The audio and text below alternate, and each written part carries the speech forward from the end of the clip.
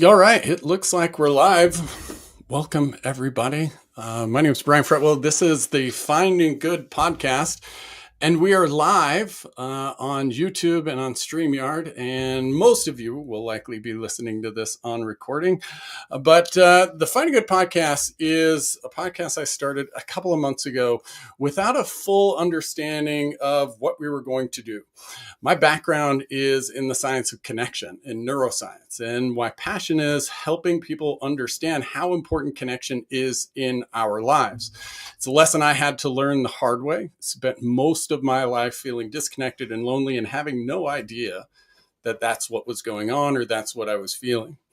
And so we started this podcast a couple of months ago to show some of the framework that we built to have conversations that lead to connection. And what we've evolved to is what you're going to see today. And it's based on something I've noticed in a lot of podcasts.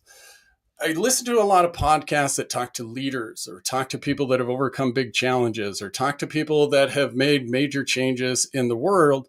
And what I notice in most of those podcasts is it's really focused on the individual. And I think that's important. There's a lot of value in that, right? But what it blinds us from seeing is that like myself and everyone else, the things that we achieve, the things that we do, the challenges that we overcome, and the problems that we solve, we don't do that alone. And so on the Finding Good podcast, and as we look today with our guests, we are going to focus on what I call connection practices, right? What are the things we did, but how did we do them specifically through the lens of connection, of community, of relationship, and of support? What are the things we did to build support? What are the things others did to help us feel supported? How did we build the pack or the community or the tribe that we needed to be able to do the things that we needed to do?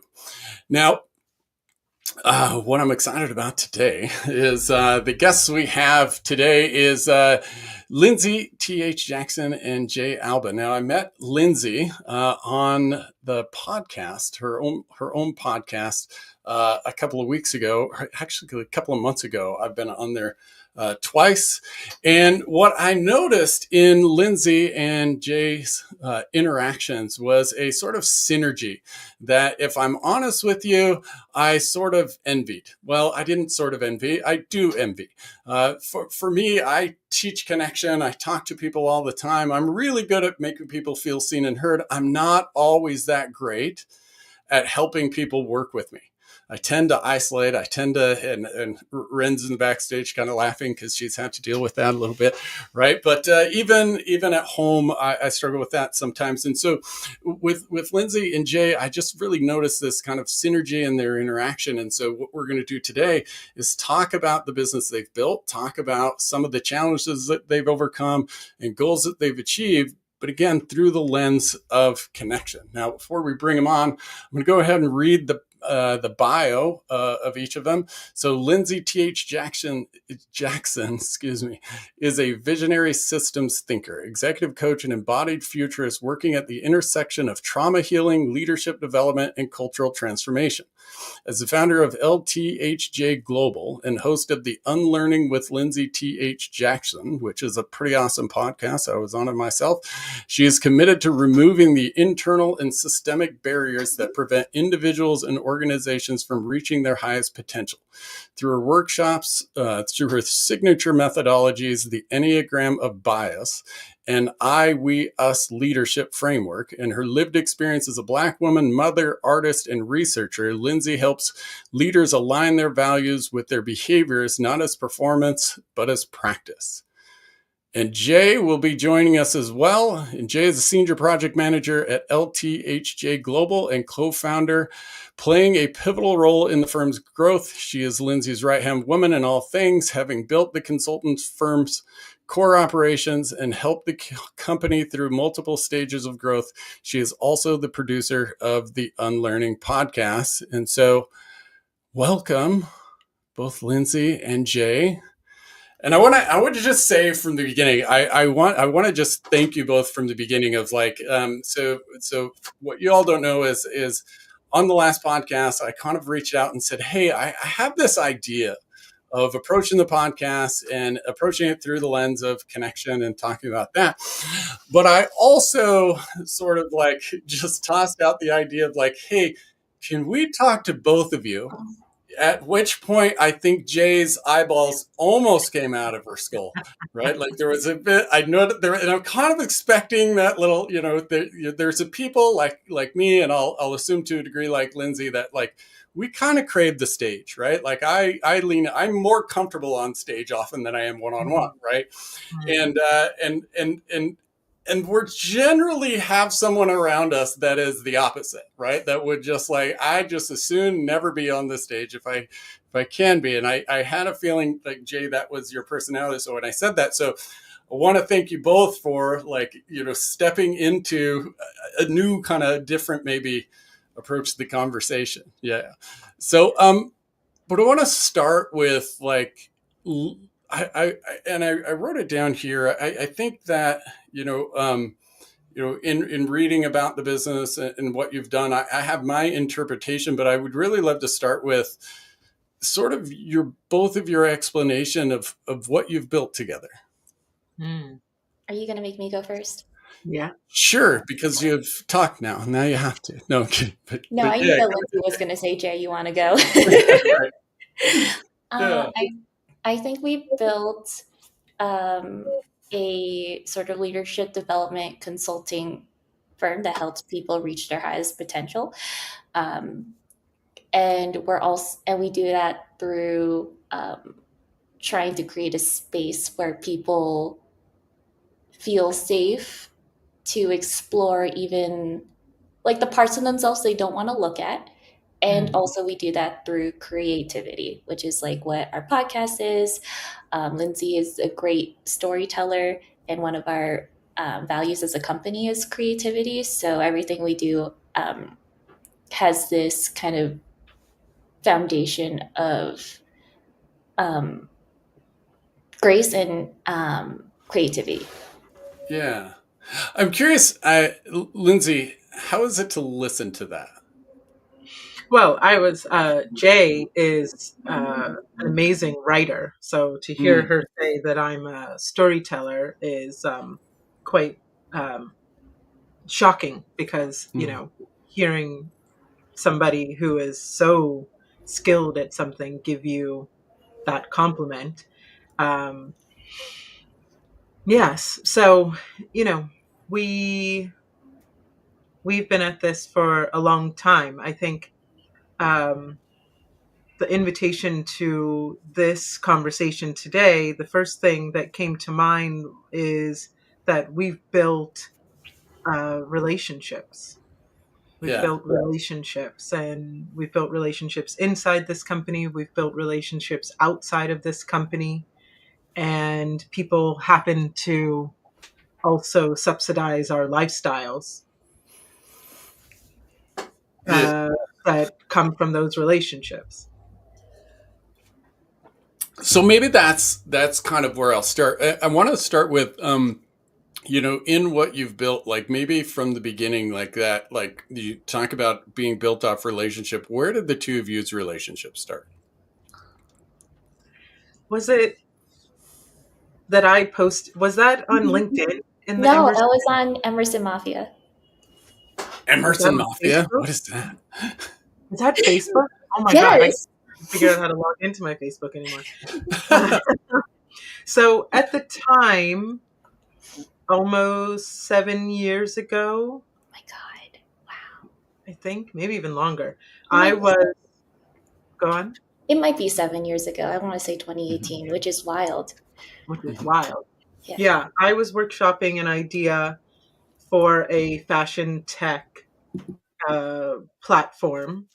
And, I was living in Seattle. I'm still living in Seattle. I had 2 young kids at home, and I was bored, and I needed to create something. And so I started mulling on this idea, and I needed somebody who could write well.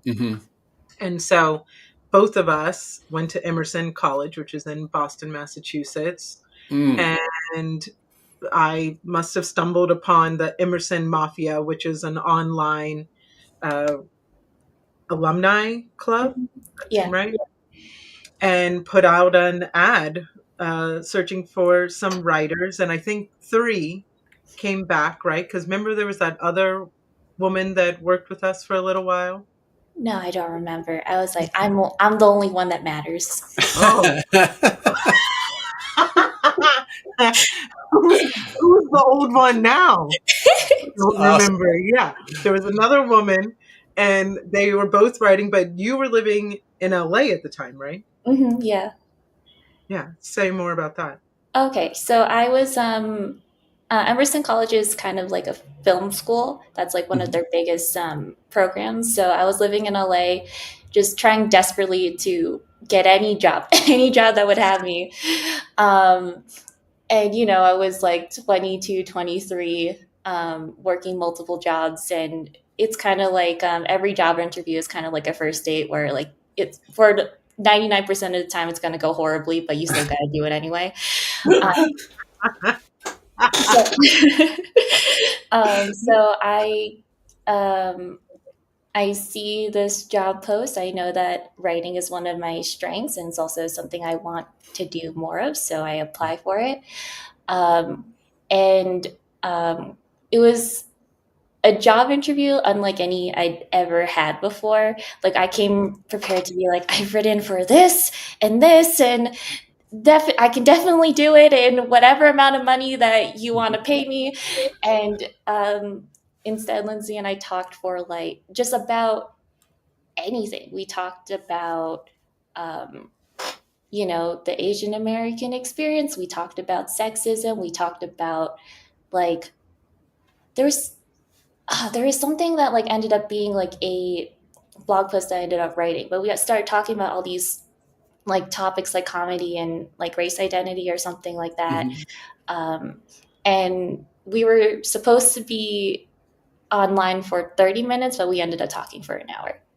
So there's 2 things that is interesting to me about that. And one is, the college connection. So I'm kind of curious is because in what you just said, Jay, and just looking at it through kind of the lens of just even psychological safety, right?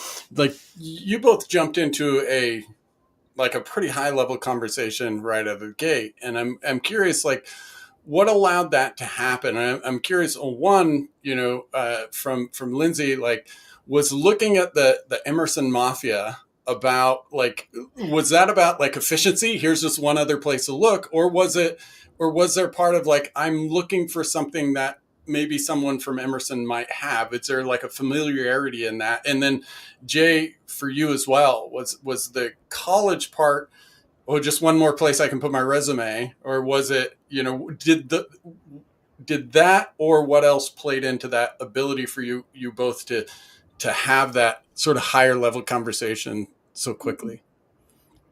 No, Lindsey just went right into it. I don't remember, like, all of my jobs came from the Emerson Mafia because it is kind of like cliquish in a way. A lot of people like to hire from Emerson, but I felt that Lindsey approached the interview completely differently, and I didn't think it had anything to do with like the fact that we went to the same college. I think she just like went into like, she was just like, so like, tell me about like things that you care about. And I went, what?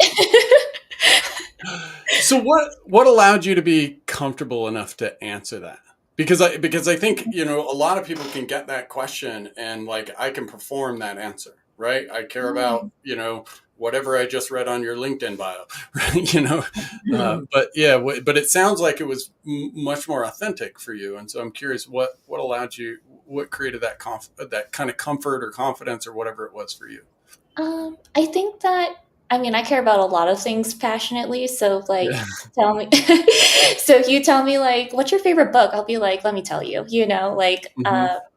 don't know. I think I'm naturally very comfortable if I know a lot about the topic I'm discussing. So if Lindsey asks me a question about something I feel like I know a lot about, or I have a lot of passionate feelings about, suddenly I'm not an introvert anymore.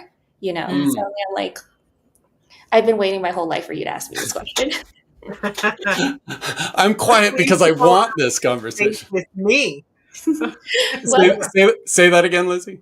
I said, that's why she should go on a first date with me. Yeah, there it is. Well, so that's the other side. So it sounds like, Lindsey, you came kind of right out of the gate, right? With the things that you wanted to talk about. So I'm curious for you, where did that confidence come from? Is that like what allowed you to feel that was right in the moment? Yeah, those sorts of things. I think we're over intellectualizing it. I just happen to be bad at small talk. Right? Don't I'm bored. I don't get the point. So, I think job interviews I treat the same way I would meeting you at a party. I want Hmm. to know you. Especially when it comes to work, you're going to be spending 50, 60 hours sometimes with somebody. And that's sometimes more than people see their partner. You need to know, as Chris Rock says, the crust of a motherfucker, right? Like, I want to know what wakes you up in the morning, what Hmm. excites you, what angers you. But I do think there's an element of um, LTHJ Global is a very diverse team, Hmm. and often individuals that have various target rank identities. And so there's a type of shorthand Hmm. because uh, you tell me, Jay, if you agree, because you're immediately aware that you're not performing for whiteness, Hmm. Yeah. right? And that creates an immediate, like, the anxiety goes down. I Hmm. think often, and we see it often when people come into a meeting with us and all of a sudden they realize they're in a room with all people of color, or sometimes, Hmm. if they're with all a handful of consultants, they're either with all Black women or something, and just this like visible decrease of anxiety because Mm. they get to drop the character. Mm. And then uh, because of the way we engage at work as well, there's ongoing invitations to stop playing a character. And so you're Mm. just watching the anxiety. Mm. Yeah. And so that, would you say that was happening on that phone call then? Yeah, Like, for sure. in And that, go ahead, Jay. yeah, Yeah. yeah, I think so. And I think it was like now I couldn't remember what we talked about at all, but like as Lindsay's talking and you're talking, it's bringing up some kind of memories. I feel like Lindsay probably asked me like, so like what are you passionate about or something like that. And I probably like tried to give like a work appropriate answer, or like an answer where I was like, I don't know if she's gonna care about this. But like Hmm. she was always like, oh, that sounds interesting. Tell me more about that. Or she'll like yes and be like, oh yeah, that reminds me about this. So it there's this element of encouraging me to show up authentically, and like I'm like immediately being rewarded for being honest Mm. because she seems interested, she's following up with the she's pushing me to go deeper in the conversation, which automatically makes you feel more safe. Mm. So I'm curious with that on both ends, that like it sounds like we moved out of this sort of traditional, do you have the skills, did you blah blah blah, blah, into a more like we're trying to have an authentic connection, we're trying to like have that honesty. With that, how then do you, and I'm curious on both sides, for Lindsey, what is then the diagnostic you use to decide that Jay's the right person, and then Jay, what is the diagnostic you use to say, I'm this person that is, asking me the questions that I wanted to be asked is also the one that I want to work for, right? Or with, however we want to say that. Yeah. Yeah. I Does that think, make sense? Mhm. yeah. Jay, do you want to go first or me? No, I want you to go first. This time. I think one kind of unwritten rule of LTHJ Global is if you want to work here, then we'll let you work here. And there's a trial and error because bringing that passion, bringing that um, desire to fulfill the mission that we have, it I'm not going to say it's impossible, but it's very challenging to mentor that into somebody. So if you come to me and say, this is where I want to work, this is where I want to be, then we'll often try to find a place for you within what we're doing. And then we go through and have a trial. So in this case with Jay, it was writing. And so I think you're raising an interesting point, Brian, in that, yes, there probably was an awareness. I know the rigor and the gruel as a dance and theater major that I went through at Emerson, 17-hour days, just in the studio. That was a light day, right? And so I assume that there was a similar rigor that Jay went through, because I saw my roommate Alexis Washington, who was one of the youngest editors at Penguin Press, go through that same study and discipline. So there's probably an assumption she can write. Sure. And yet can we work together? That's all that you're trial and erroring. Can we work together? Can we make meaning together? And that I think at LTHJ Global allow a longer amount of time to figure that out. I remember I was an ambassador at Lululemon, and I learned behind the scenes there that they have a quick to hire, quick to fire policy. And the issue with that, the equity problem in that, is it takes a longer amount of time to figure out how to navigate any human relationship, right? At 6 months, I'm maybe just starting to understand how you work, how you make meaning. Then at 12 months, we're starting to understand how we co-create meaning, how we co-create ways of working together. And then maybe at 2 years, there's a shorthand that you two have developed. So we tend to give people a longer amount of time if the skill is there, and often the skill is there, right? Now it's, how does this relationship solidify? And we allow a lot of time there. And if I heard it right, that there's this like, okay, we've checked the skill is there, but the desire is what you're listening for, right? The desire and the like here's what I want to do, here's where I want to play a part. That is sort of the key to say, okay, you can come in, and then it's sort of curation from then on. Is that? I would say, Jay, correct me if you're wrong, there's almost an assumption of skill often. And even then, if somebody comes to me and says, I don't know how to do it, but I'll figure it out, that's also a skill that it's very hard to teach, right? Yeah. And I think because, and this is another thing, a lot of people at LTHJ Global have some sort of artistic background, right? Which in the arts, there's a lot of, I don't know how to do it, but I'll figure it out, right? Like, we're going to make something from nothing. And so I think there's an assumption of skill. Then there's a determination of desire. And then from there, the second part is the we work. Can we build worlds together? What would you say, Jay? What was the original question? Yeah. Well, so the thing that you were looking for, given you had this different conversation, what were the things you were looking for that told you, like, yes, this is the place that I would want to work? Yeah. Well, I think maybe if I could be brutally honest, when I was 23 and like just desperately wanting any job, I would have taken anything. Like, Lindsey could have been the worst interviewer I've ever experienced, and I would have been like, yes, absolutely. Yeah. But I really loved working with her. Like, I was really excited after. Yeah, I was excited after that conversation. It was unlike any interview I'd ever been in.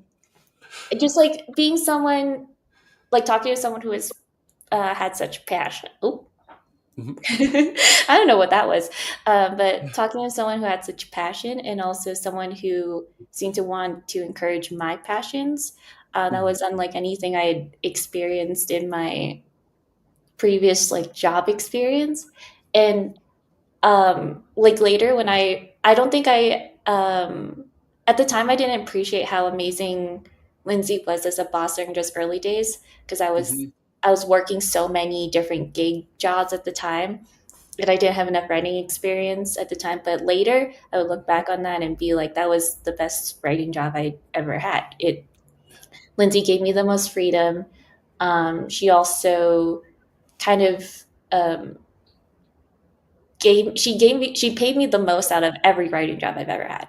Mm-hmm. Um, and even like in the earliest days, she was like, "You are the lead writer for Hazelia," and at the time, I was like, "I didn't earn being lead writer. I don't like. I'm not going to consider myself a lead writer." But like Lindsey has, that's something that Lindsey does. She values your work through like emotionally, through like passion and encouraging to follow your passions. She values it financially, and she values it through giving you a title that may be above what you think that you deserve. Mm-hmm. But if you stick around long enough, you're going to be like, I do deserve it. I don't know what the hell younger me was talking about, Well, I love that you came out and said like I would have taken any job at first, because it helps like paint this picture of like, and I just so resonated with that simply because like a woman that used to help me out a couple of years ago, her name was Hannah. She came on and I thought, oh, she's with Finding Good, she must love this. And it was like a month and a half in, and she came in and she was like, yeah, my husband's decided that you're not that bad of a guy. And I was like, what? And she was Yeah. like, yeah, you're on social media and there's people on social media and we don't really know. And so I had this like idea that she came for passion, because that like, and what I'm hearing here is that like Lindsey had like, okay, you can do it, but passion is the driving thing. And Mhm. yours was kind of like, hey, I need food. And also the passion super helps. Right. But that like, that didn't shift until down the line a bit. Right. Yeah. But I feel like it shifted. I feel like it shifted quickly. I think maybe Mm. the Sculpe, honestly, sorry, like the loudest car horn just like went by. I think it shifts quickly. It's really hard to not be passionate when you're in a room with Lindsey. Yeah. So I want to talk. I want to move to. So kind of had the hiring bit, and I think there's more to explore. But I think there's this that we can take just to provide reference to the conversation. I also want to break in. This is a Finding Good conversation. We're with Lindsey T.H. Jackson and Jay Alba in our kind of first episode with connection practices, and we've kind of explored some already in the hiring.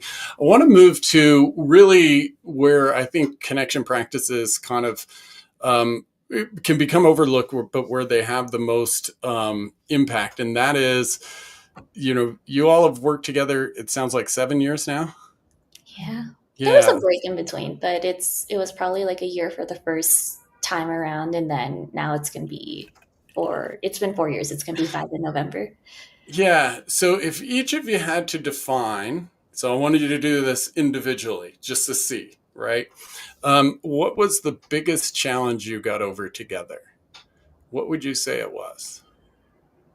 Lindsey goes first. Yeah, Lindsey can go first on this one.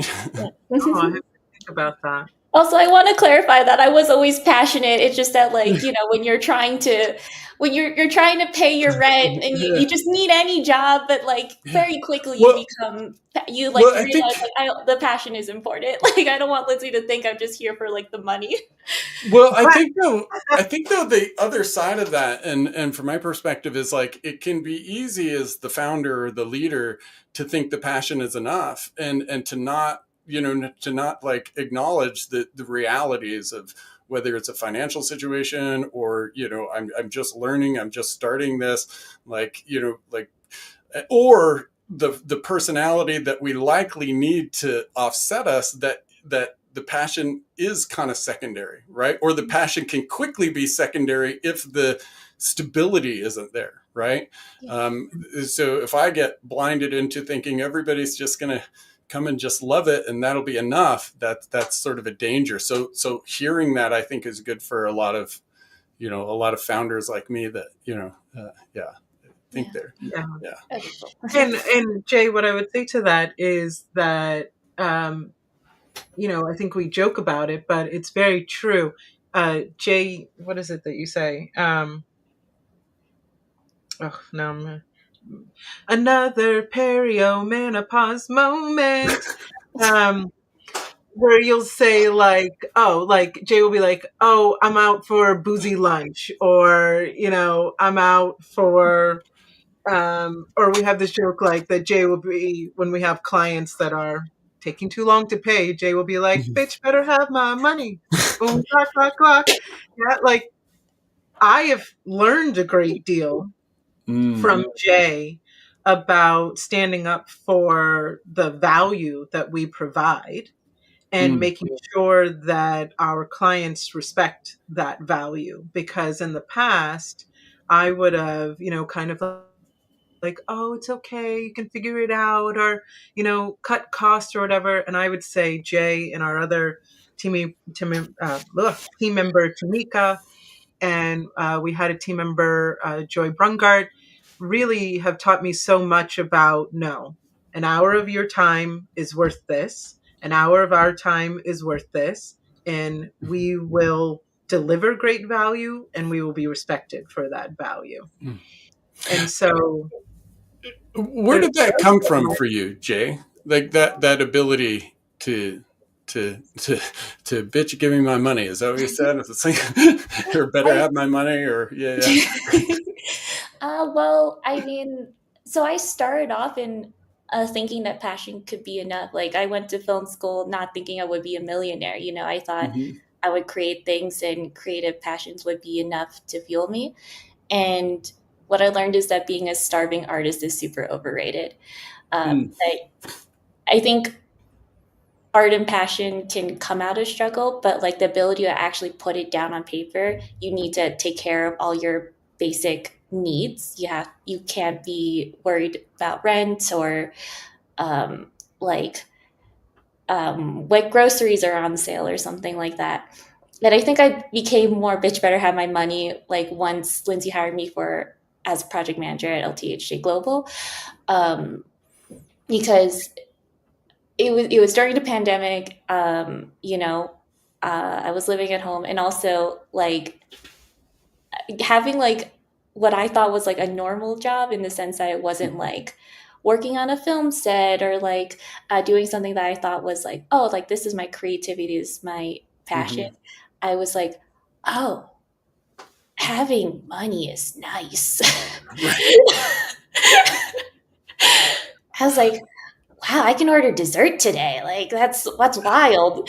Um, and so like I say bitch for have my money, but I don't need that much more money. Like my like the amount of money that makes me excited is so small in comparison to Mhm, probably what like stockbrokers or whoever make. mhm, But yeah, that's kind of where it came from. Like realizing that having financial stability gives you the ability to pursue your passions and not just like outside of work, but inside work too. Like having financial stability allows you to think more creatively mhm. and push yourself and take risks in the company as well. And what was it? And this kind of for Lindsey, like, because it sounds like Jay, you were put in the project manager role, and then kind of like being in charge of the money sort of became your role. But I'm curious with Lindsey, like, was it an explicit like, hey, you need to remind me that money's important kind of conversation? Was it an implicit, you have this role, and then Jay jumped into it, like, because that dynamic of like, okay, I have this role, but what, where do I go from I'm in charge of money to better have my money, right? Like, because that is more of the like, I'm not just pushing the client, but I'm kind of pushing you. As I kind of heard it from you, Lindsey, is like Jay will allow you to do or help you do the things that you might not have done on your own. Mm. And that sentence right there is at the crux of our relationship. Mm, In that, I'm sorry to use something maybe so trite, and Jay will kill me because it's such a terrible, romantic line, but like in some way, the reason that we are co-founders is I think we complete one another, right? In hmm the areas where I am weak, Jay is extremely strong. In the areas where Jay doesn't have any weak areas. So, I think that there's an element of like many founders, like many visionary systems thinker, I'm really great at 50,000 feet, Mm-hmm. right? And Jay is like, well, I'm concerned about, and those questions have been tantamount to our success Mm. because I've been creating companies. My first company I created when I think I was 21. I was living in Ireland at the time. And the success that we've had at this company at this level is because Jay Alba is co-founder. And when she Mm. signed on, she didn't think she was going to be co-founder, but it was so clear that while there might be a large disparity in our age, there there just wouldn't be any there if it wasn't for the way that she made sure that our systems were built, made sure that we could do work at scale effectively, Mm-hmm. made sure that on the days when I wanted to just pack it in and give it up, or sometimes in this work that we do, clients are extremely cruel, Mm-hmm. right? And just having Jay, being able on Zoom to send people away to a breakout room and having Mm-hmm. Jay in the, space with you go, this motherfucker. And I'm like, I know, right? And, and she gets me laughing and we brush it off and then we go back into the work. Like that, I know we're trying to describe it now, but it's a type of relationship in one's work slash any Mm-hmm. area of your life that I wish for everyone. And that I want to get into the sort of the a little bit more granular from Jay's perspective, and what I'm looking at is like as Lindsey was just talking about that you've been able to build this relationship where you can kind of push a little bit, for lack of a better term, like, hey, you might need to be paying attention to this. This might need to be important. Like, I'm curious, like, what was your strategies for doing that early on, and like, can you walk me through like how you delivered those messages maybe in the beginning and then how you deliver them today? I think in the beginning I didn't deliver any of those pushbacks. I was just kind of Mhm. like, I don't know how I feel about this, but Lindsey is just so confident, and she's Right. got it. Like she surely thought about it already. And then over time, I started to realize, there's just too many things to think about. is Yeah. is there a moment then that you can think of specifically that started to change? Can you, like, if you had to think about the first time that you stepped into, hey, I'm going to raise my hand on this, or the Um, first time you can remember, what would come up? we have. There was. I feel like there was like one. There's like two instances. One was just like a quick one where I don't know, there was like something where you and some other person that we used to work with were like trying to imagine like you on like a tour around the US speaking and stuff like that. And I was thinking, and I think another consultant brought it up, so thankfully I didn't have to say anything, was like, that sounds really cool and really fun, but also how will that make us money? And I was like, that is a great question. And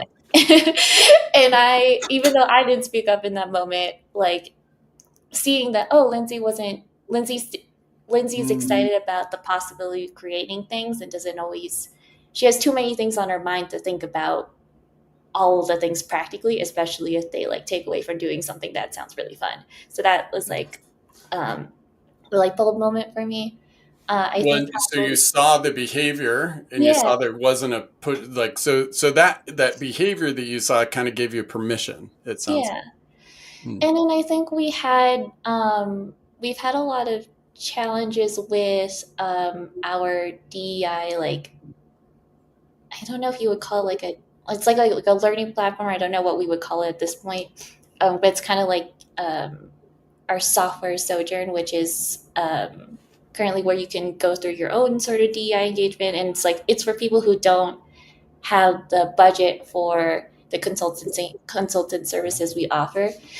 And in the beginning, it was a huge challenge to get it off the ground. And I was very concerned about like our bandwidth to do it, especially since Lindsey has to have a hand in everything. And I don't know, in the beginning, I was really bad at raising concerns. I think I was probably like a little passive aggressive in that way, or just passive. Like all of my feelings would just be inside. But I think over time, like I would kind of bring up, issues with bandwidth, because I started to realize, oh, this is impacting me, because it's if I don't say anything, then it's suddenly my problem too. So I started to speak up, and even though those conversations were deeply uncomfortable, it did help us, I think, create a better product, and also fix to an extent the bandwidth issues we were experiencing in dividing Lindsey's and my time between our consulting business and these other streams. Yeah. Well, but I want to name, Jay just said something really important there, which is that, like most women of color, she thinks she's not saying anything, but she is extremely passive aggressive. And so, and so am I, right? So we're like, I'm fine. Right? Or, she'll go like, see that face right there? That is how Jay comes into most meetings, right? Like in the morning, I'm still trying to like get sleep out of my eyes, and Jay's like, it's the morning, right? And so when she is not happy with something, she goes very quiet and she goes into herself. So only an idiot can miss what she is communicating by not communicating. And so I think it's really important for us in the way that we work, especially for those who are in leadership positions. It's my job. It is 50% of my job to support my team members in communicating what they're not communicating or what they're afraid to communicate. So one of the first things we did was we developed a name for Jay's anxiety voice. And so, was this pretty early on that you like? When did this anxiety voice name come about? Probably the first day of. I mean, I was always anxious. Definitely during COVID. It was during for at least 5 years. Yeah. So what was the name? Sorry, go ahead. Shaniqua. Yeah. Shaniqua. Yeah. Shaniqua. And why that name? Because Shaniqua is, like the active aggressive voice, right? Who just says the thing out loud. She's like, like if Jay's a young Filipina, American, Shaniqua's like an old Filipina American who probably has like a cigarette and is just like, let me tell you what the problem is, right? So now when we do strategy planning, we ask Jay's opinion and then we ask Shaniqua's opinion. And so the invitation is always there for Shaniqua to show up. But Jay has a name for my voice, right? What's my voice when I feel like I have to be on and I have to be strong? Is it Queenie? I don't remember. Maybe I'm going through that. I've done so much personal work that I'm not her anymore. Aww. Thank you. Queenie sounds right. So as Jay was outlining that like early discomfort, and so it sounds like with the name you recognized it, Lindsey. What were some of the other strategies? Because it sounds like it was very intentional of like building the comfort and confidence that Shaniqua could show up more. Yeah, can you identify like? Maybe I guess I'm curious of like, can you identify like the moment or moments where you saw that coming out more and maybe your part in helping that come out? Yes. I mean, one of the tools we use at work and in our work is the Enneagram. And so, as part of the onboarding, most LTHJ Global team members are going to do an Enneagram typing. And because I'm an Enneagram practitioner, it gives us language around our differences in the ways that we make meaning, the ways that we approach fear and shame and anger, etc. And so Jay and I are on one of the triangles in the Enneagram, the 3 and the 9. And so there's also a shorthand there in our personality types, right? Like I move towards Jay's personality type when I'm at rest. So there's an element of what I personally get out of Jay's, my relationship with her is a type of rest and comfort. And Jay moves towards my type when she's motivating for action. So there's similarities, but then there's differences. And so one of the things as a leader that I had to really work on and as a founder is not hearing Jay's concerns as a personal attack, right? I had to do my own eye work to not hear it as her saying, I think this is a shit idea, or I don't think this is going to get off the ground. And instead You hear mean it you mean that goes away? You can remove that? I didn't. Sorry. Yes, because the work is that that's her love language. If she didn't care, she wouldn't say anything. If she didn't care, she wouldn't be worried. But her giving me that love language of here's 10 things I think could go wrong. Can we fix it or can we plan for it up front? Is her saying, I'm still passionate about the mission. And how, Jay, is there a strategy for delivering? Like, is there a time of day? Is there, you know what I mean? And I asked this full because as you're outlining that, Lindsey, like I'm thinking about in my personal relationship with Jamie, it's like we almost schedule them. She's like, hey, I need to talk to you about, these things. And I'm like, good, don't throw them on me in the middle of a walk when I'm in a good mood. Right. Because I'll just shut down and start boobing about stuff. But but the idea of is that consciously or unconsciously the planned in terms of the timing and the approach? Well, I think I try to frame it as positively as possible. Like, I try to kind of compliment sandwich it. Like, oh, like, you're so good at doing this and this and this. I wish we had I wish we had a clone of you because so that way they could also do this cool thing that you want to do. Too bad we don't have that cloning technology yet, you know? Because often, like, it does sound like a good idea. It's almost always like a bandwidth issue. So I always try to, I don't know if I'm successful at it. I always thought I was nailing it. So Lindsey can decide if I wasn't. But I always thought I framed it in a way where I'm still like complimenting Lindsey and what I'm saying is not like a fault of her. But I don't know if I'm successful in that. I thought I was nailing it. Well, so first, I'm curious to hear Lindsey's response to that. What do you think after just hearing that approach, Lindsey? Yeah, I feel seen and known and understood. I mean, I think one of the things when we're talking about building relationships like this of connection is that we can laugh at our personalities, right? Yeah. And our idiosyncrasies. And we've done or we do enough of our personal work to not, if I was in my full ego, I could say, oh, what? I'm a baby Jay and you have to sandwich, blah, blah, blah. Whereas I'm like, I know myself. That's hilarious. Like Jay knows me. I know her. Like that invitation to be known and to laugh at ourselves, but also there is deep respect for one another. And I don't know that you can get to deep respect without being able to laugh at yourselves. Yeah. So there's a humor, but is there?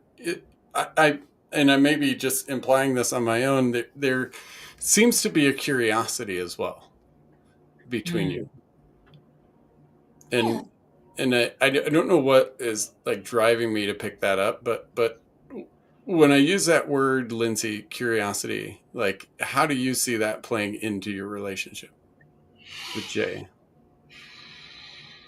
I think for me, I'm a big believer that all relationships that we engage in are an opportunity to better our practice of being in relationship.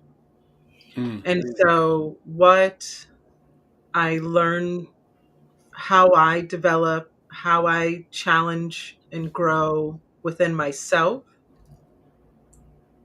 I am blessed to have the opportunity to explore that with this brilliant woman. And my relationship to her influences having a better relationship with my children, influences having a better relationship with my parents. You know, I'm dating now, and it influences the relationships there. Like, there's an element of, I would not date somebody seriously who does not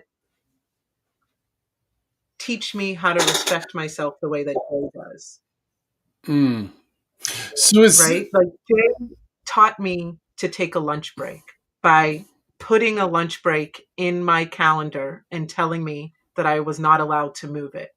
and you did it. Because, and I did it. Because of Yeah. Jay, I have learned to take better care of myself. And one's hope would be that that is reciprocal in some way. I'll And leave that to Jay to decide. so part of this, and I'm going to break it off because we not break it off, but I'm gonna focus right here for a little bit longer because like the overall is connection practices, but in there I think we find like these connection superpowers, and I'm starting to feel like with Lindsey we're sort of like getting into yours a little bit in as much as like this approach to relationship of, I use the word curiosity, but like it's intentional growth, it's intentional learning. Has this been something that has always been would you say it's something that's kind of been always a part of like who you are? My mom yesterday was sending me random baby pictures of myself, and we were laughing about how my daughter, the pictures look like they could be my mom or they could be my daughter. Mm-hmm. But there's one picture that she loves and that she's always sending me, and it's me in like a red onesie in the grass. I'm maybe 2.5, 3, and I'm just kind of like, my hands are like this, and I'm just smiling up at the camera. And one of the great kind of personal healing moments in my own life was to realize that everything in my life from that moment on was going to be to try to reconnect to that little girl, Mm. and the sense of wonder and abundant love and connectedness to all things. And so in every relationship, whether it's human relationship to nature, relationship to my work, which is my creative expression, I'm asking myself, is it bringing her to the forward? And then how am I trying to figure out, even without asking, what's the version of them that is that? And how do I just be a conduit, a mirror to them accessing that too, if that makes sense. If you were watching someone else do exactly what you described, how would you describe them? I think your word curious is really Mm-hmm. a good one. Curious. I also very much subscribe to the Buddhist principle of, to know God, or to know the face of God, you must Mm-hmm. see it in every person that you meet. And so when you meet those people where you can tell that they love people, right? Mm-hmm. They love the opportunity to know the diverse face of God. Mm. And so that, I think you nailed it. It's curiosity, it's wonder, it's innocence, in the sense of I'm engaged with people as though I've never been hurt before. Mm. And how do you describe, what would you call that person? Like, they are what kind of person? Present. Mm. I think they are present. In our work, we call that a fully embodied leader, right? Their leadership isn't just hyper intellectualized, it's Mm-hmm. embodied and it's integrated. And so you feel it, right? You feel that invitation, as Jay was describing. It's an ongoing invitation to know yourself better and to express that self more. And it sounds like it happens for you when you have that present curiosity, when you're in the moment and allowing that natural curiosity to come out. That is the superpower that allows the comfort and allows the conversations at a higher level, kind of maybe out of the gate. Yeah. Yeah, I'm thinking back to what Jay said. Even with individuals whom seemingly on paper it would seem that we're so distant, for me, uh, I'm always trying to find the connection. Mm. But we're similar in some way. Mm. And so, whether it's to sit in silence with somebody and to find it in that way, we're going to feel it, or to keep talking and sharing story until we find it, to dance, to laugh, to Mm. cry. And maybe that's my own ego. It's a way of creating safety for myself in a vast ecosystem. But I want to feel that connection to all things. Mm. And Jay, when you hear that present curiosity, how does that, like, what does that make you think of in terms of your relationship with Lindsey? I think it's probably why our first ever interview went so well. She's always been very good at listening when you Mm-hmm. speak. Like she'll say, "Oh, like going back to what Jay said," I'm like, "What did Jay say?" You know. um, I think she also taught me how to do that more effectively. Also, how to be present and listen the entire time people are talking. Something I used to do, and something I sometimes do, is while someone is talking, I'm rehearsing, like, okay, what are you going to say next? Right. Because I feel like that's the best way to engage in a conversation. But now Lindsey has taught me the best way to engage in a conversation is to listen to people, Mm-hmm. because that way you can have the most up to date and honest reaction. And Mm-hmm. that's also, I think, what makes Lindsey a really great interviewer on her podcast. We had someone on who said, I've been interviewed by a lot of people, and you're probably as good as those interviewers. And Lindsey was very honored and surprised. And I wasn't surprised at all. You know.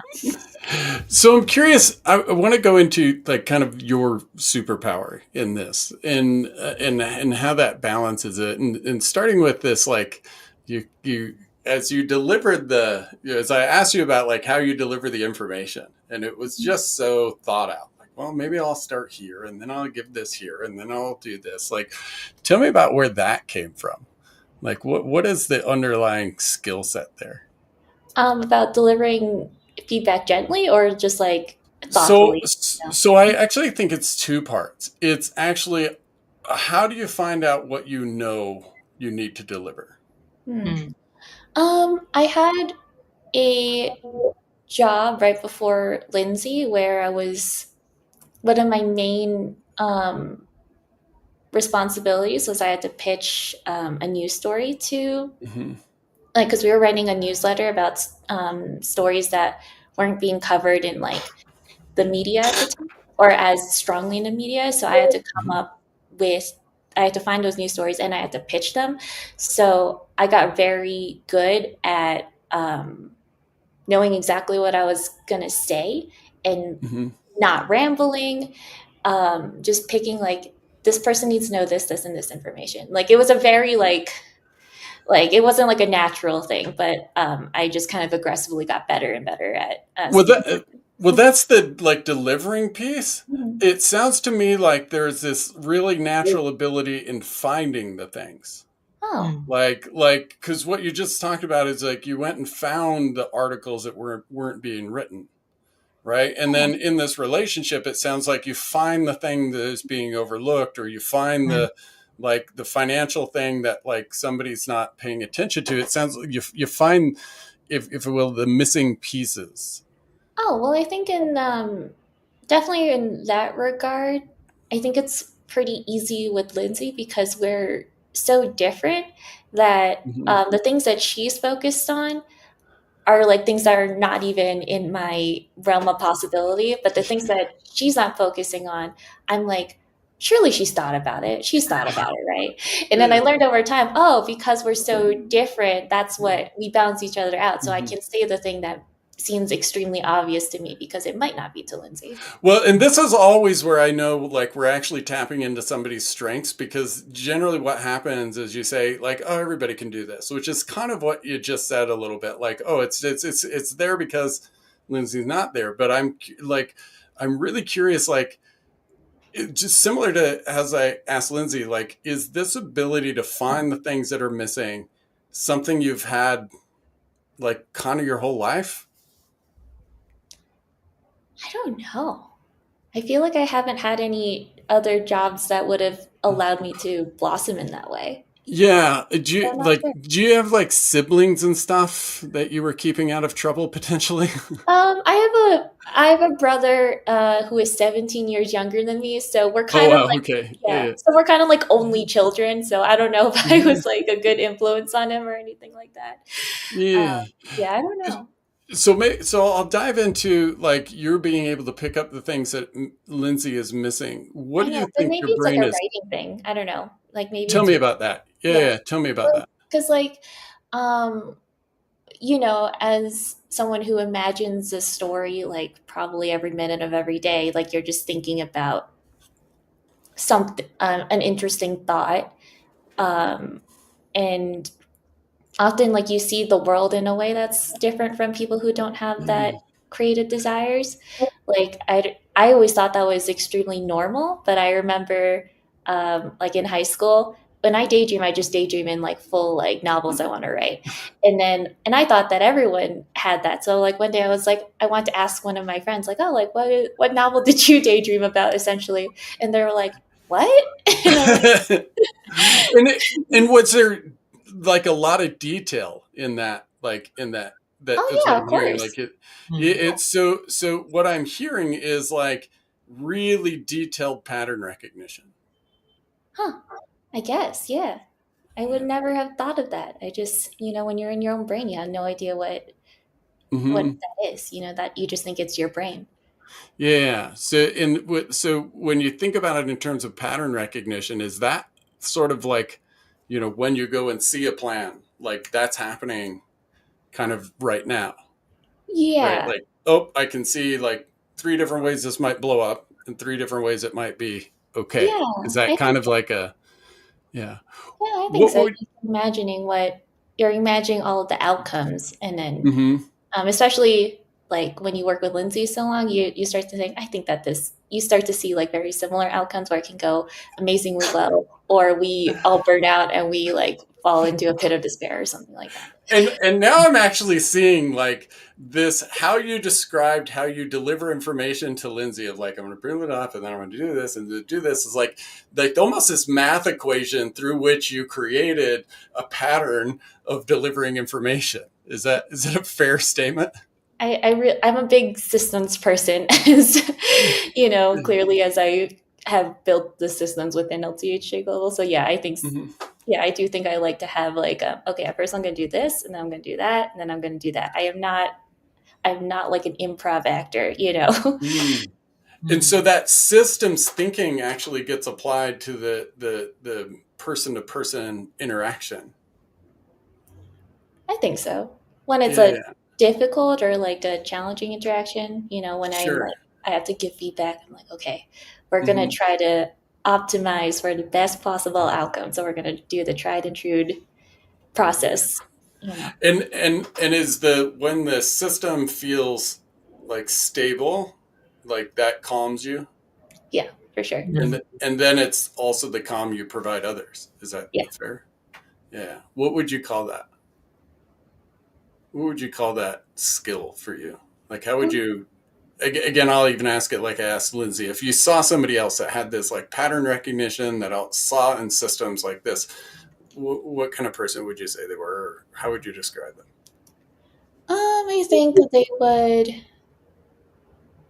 um, be able. I think that they would be kind of like creativity to foster. Mm-hmm. Because I'm not telling Lindsey you can't do this or you shouldn't do this. Right. I'm identifying like um, I'm asking her to find a way for it to be successful.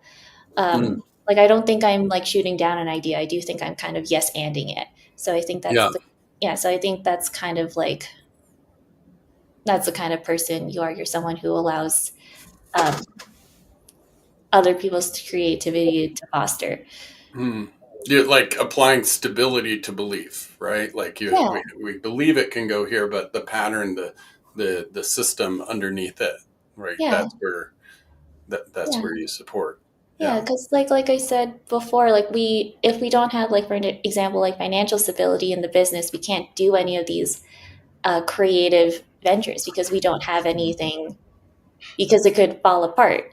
So like you create a foundation for almost like a garden bed for things to grow. Yeah, and it's really interesting. Actually, I want to just get Lindsey's like reaction to kind of what we just talked about with Jay, and then kind of pull it together a little bit or pull it back in a little bit. Yeah, go ahead, Lindsey. Yeah, No. well, I'm curious. I'm curious, like your reaction to how Lindsey just described that strength. How Jay? Mhm. Or Um, Jay, sorry, I just did Lindsey. How you describe Lindsey? Sorry, it was from no, the old Zoom calls when the name was the same. That's my excuse. Oh yeah. I'm not the only one having perimenopause moment. Yeah, no, I am just perhaps on a completely different place. I found myself thinking about the young woman that I met 7 years Mm, ago, and um, the wise woman before me.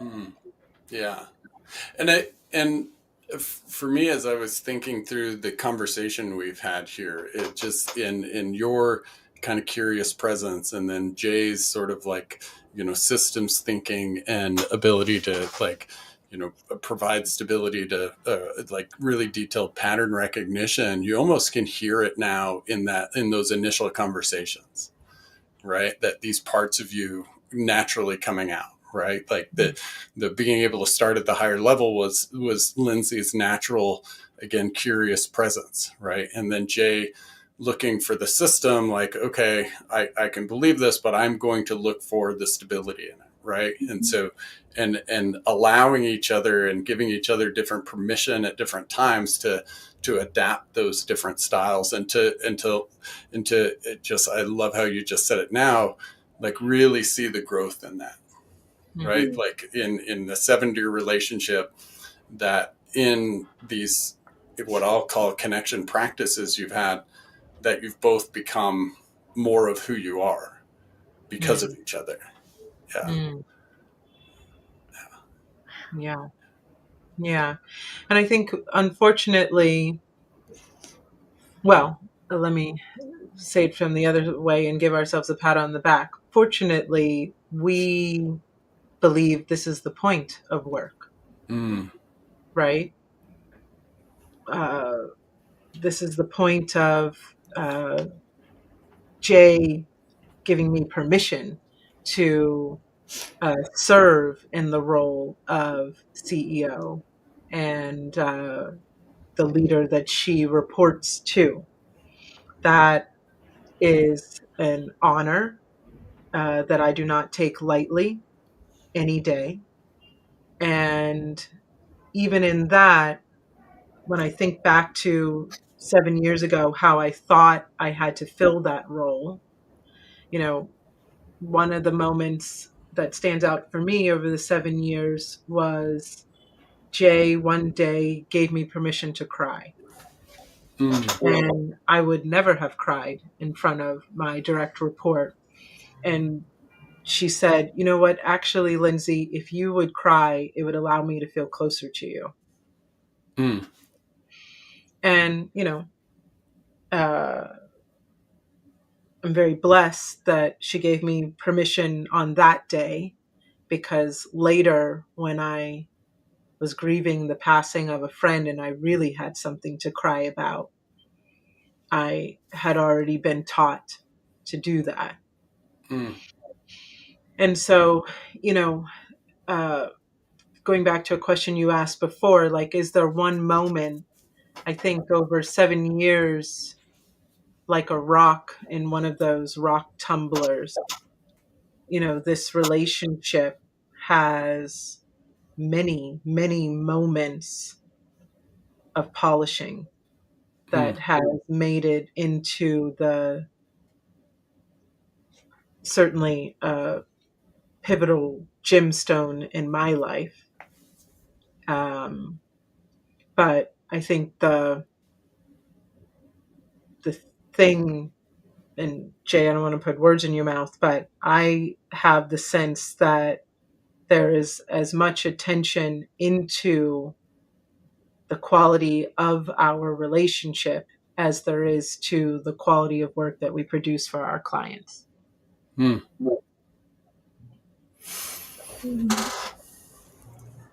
Yeah. Jay, anything to add?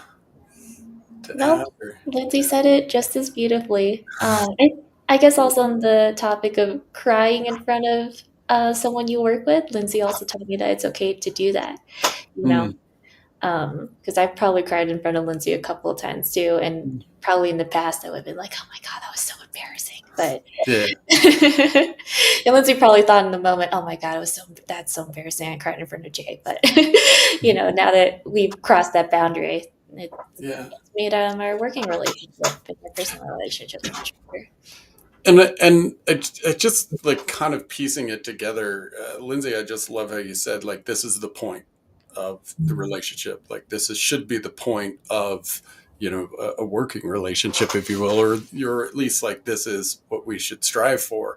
And I couldn't agree more. And what I want to thank you both for is like in the last hour, giving so many actual like practical applications of what that looks like. I mean, and this is so much like for me, the purpose of this podcast and approaching the conversation this way is that it feels sometimes like we can say connection is important. We can say relationships are important, but the how do we do it is the part that sometimes gets missed. And for so many people out there, myself included, the how to was always this something like I thought I was supposed to know, right? And that I knew I screwed up, but I didn't really know how to address that. And I think there's a lot of people that have that same desire, right? To like have relationships at work or at business or even just in their own lives that are growth oriented, that are about having each person, being able to show up fully. But if we don't know how, we can think we're doing it and do the opposite of it. Again, yeah. I'll sign up for I'll be first on that list. But then B, struggle to create it, because we think it's just supposed to happen naturally. And what I heard in this conversation is so much of the work, right? The work of pushing my ego aside, right? The work of like being comfortable with the skill set I have and kind of sneaking it in over time, right?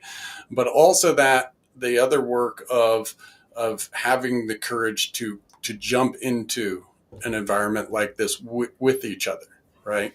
And so with that, I really thank you both for showing up. I think this is just a really good outline of, for people listening, like if that kind of relationship is what you want to build, like there's so many of these things, but I think that that primary thing is understanding that it doesn't just happen. Like there's an intentional work that we have to do that oftentimes we don't see. But I think the more that we see it, the more we can be intentional about it, and the more we'll be able to experience, being the visionary with somebody supporting us that says, "Hey, give me my money, bitch." Sorry, I feel like that needs to be the title of this session. I just like, sorry. Yeah. Give me my connection and my money, bitch. Yeah. That's right. Connection and my money, bitch. That's the title. Yeah. Any closing thoughts before we end the live stream?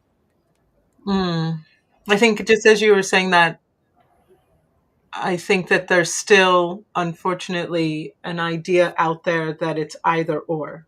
You either have good relationships with your team, and the result is less productivity, or you have didactic, hierarchical relationships with your team, and there's more productivity. And all three of us know that's just not what the research shows. Right. The increase in belonging directly correlates to higher output, higher profits, better returns, more innovative teams. And so I hope what you're saying, Brian, is the issue, that there are enough people who have intellectualized the data doesn't lie, but what they're struggling with is the how. And so hopefully some of this, how we do it at LTHJ Global and what we teach our clients at our learning labs and our work with companies, hopefully that's going to be what begins to turn the tide. Yeah, I very much agree. Jay, anything to wrap us up? Yeah, I would say it takes consistency to build a kind of close relationship. Like you can, like Lindsey from the beginning was always like, "This is a container of safety. I want you to show up authentically." But probably for a long time, I was like, "Yeah, but what does she mean by that?" So you kind of have to keep doing it. You're not going to get results even like a month or two. It's a long process. And Lindsey said before that we take a long process when someone wants to work with us, trying to find out where they fit in. It can be a long process to build connection, but it's worth it. Right. Yeah. And the trusting that process, staying in that process is the work part. And as Lindsey said, that, knowing the how, it's also having the permission that it's okay to do the work, right? That there is value in that work, that it does take time, and that again, it's not an either or, it's what am I choosing to do today, right? And at the same time, as Jay said, just because I'm choosing to do it today doesn't mean it's magically going to happen tomorrow, right? Well, I appreciate you both. This was great. Thanks for showing up with this kind of an experimental approach that for me, I don't know for anybody else, but for me, this was wildly successful. This was better than even I had anticipated in my head. So again, thank you both for making this really awesome. I want to thank anybody listening. This is Finding Good Podcast. We'll have a few more of these as we go, but Lindsey, plug the business before we close it down. Yeah. That's Jay. That's the one who's Jay. Oh, fair. Okay. Yeah. Jay, tell us where people need to go to find you and Lindsey, everything Lindsey does. Yeah. I was going to pull the links, but I guess I can't do that anymore. You can find Lindsey at lindseythjackson.com, and also on YouTube at Unlearning with Lindsey T.H. Jackson. Try to type in the Unlearn podcast. I don't know. Put a link somewhere, Brian. Yeah, we'll put it in the YouTube. Yeah, okay, cool. We are we're in the process of rolling out some really exciting workshops with Lindsey. We have one called Public Magic. That's the one. Oh, wow. And that's coming out. That's gonna be in person. That's rolling out in September, I think. Yeah. Nice. Yeah. Awesome. Well, thank you both. Thank everybody that listened, and we'll see you next time on the Finding Good podcast. Thank you, Brian. Bye-bye.